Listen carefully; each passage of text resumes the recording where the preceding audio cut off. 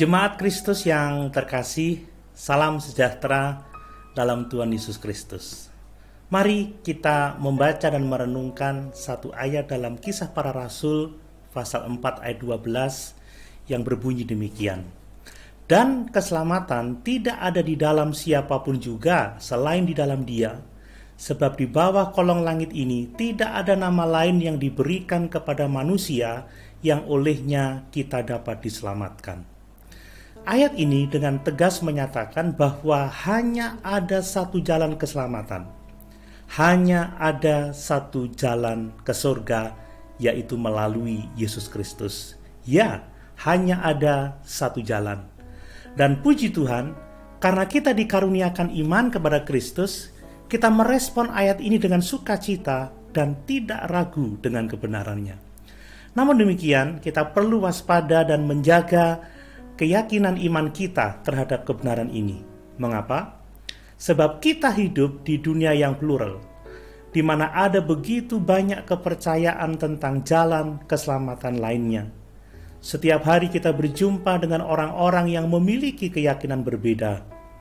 Dan dalam setiap interaksi dengan mereka, kita mengalami perjumpaan keyakinan yang diekspresikan dalam perkataan dan tindakan. Lebih jauh dari itu, orang-orang yang sangat yakin dengan kepercayaannya yang eksklusif selalu berusaha untuk membuat orang lain mengikuti kepercayaannya itu. Kita sangat sedih kalau ada orang Kristen meninggalkan kepercayaannya kepada Kristus dengan alasan apapun juga. Saya juga mau mengingatkan bahwa banyak orang yang tidak suka dan bereaksi negatif terhadap kebenaran bahwa tidak ada nama lain selain nama Yesus yang olehnya kita dapat diselamatkan. Namun kebenaran ini bukanlah kebenaran yang diputuskan oleh manusia ataupun gereja. Kebenaran ini adalah ajaran Tuhan Yesus sendiri.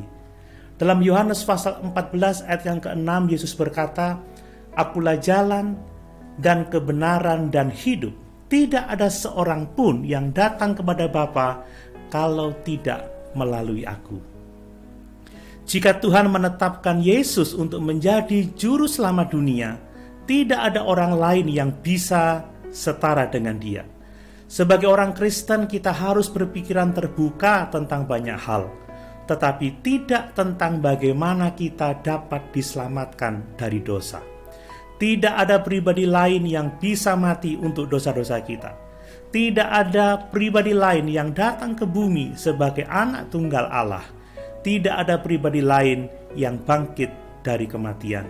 Jemaat yang dikasihi Tuhan, fokus kita haruslah pada Yesus yang telah dikaruniakan kepada kita sebagai jalan untuk memiliki hubungan kekal dengan dirinya sendiri.